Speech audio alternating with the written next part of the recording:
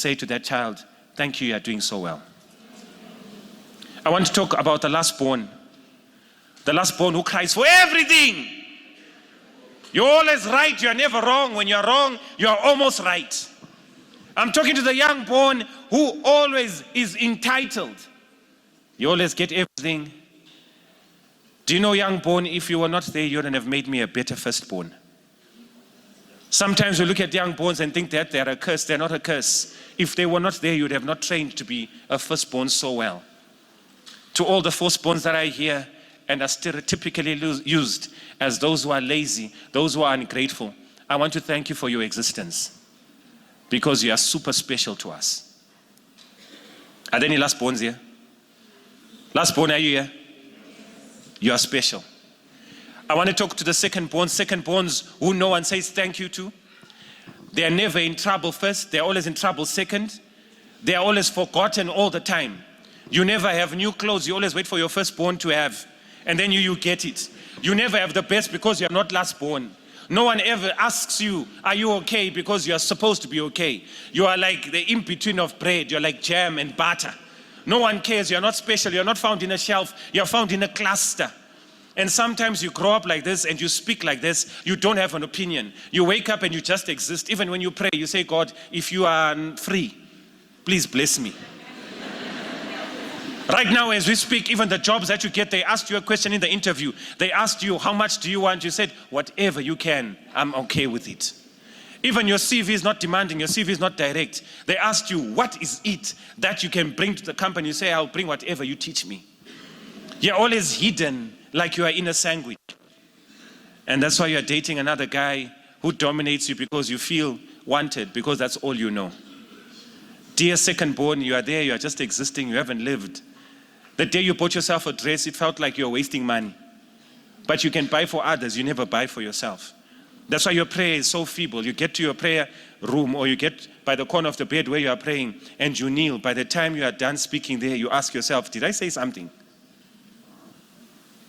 Secondborns, you are special. Secondborns, you are needed. It looks like you never existed, but you are the hub. You are the glue that brings the family together. Have you noticed everyone asks the secondborn for advice? Huh? Everyone asks the secondborn for advice. They don't go to the young one, because the young one is always hyper. They don't go to the first one is always judgmental. But the secondborn is stable. In your stability, you don't wear crowns. In your stability, you're not the one that they wait for at a funeral. They don't even wait for you at a wedding. But when you come, they ask you, where should we put the table? Sometimes you need to accept your reality. Where you are, that's where it is. I'm done with firstborns, I'm done with secondborns, I'm done with thirdborns. Now that we have come to church, all of us are here. We don't have families only, guys, in church. We also have families at home. But sometimes the families at home are not the best. So we come together, we congregate together, and we are a church family. Please take it easy on me. I'm coming from a different place. You don't know where I'm coming from. Coming to church, taking time to come to church, you don't know what struggles I had to have to get here. I might not be there yet, and I might be struggling to be at the epitome of Christianity. I'm struggling, but I'm struggling here. You need to clap hands for me. I'm struggling here. I could have struggled elsewhere. I could have been elsewhere, but I'm here. Yes, you know me. You know where I'm coming from. You know what I've done. I get it. I'm trying my best to stay on the straight and narrow. You, who is the litmus test of everyone who's in sin, please show us the way. And on the way, don't drop. Take it easy on each other, guys. It's not that deep. So that broken child that is inside of you has been hurting for so long. And that child has been hurting for so long. You are now trauma bonding with the wrong people. You are not looking for the problems. If your problems click, that means that we click. We don't click because of problems. Sometimes you need something different.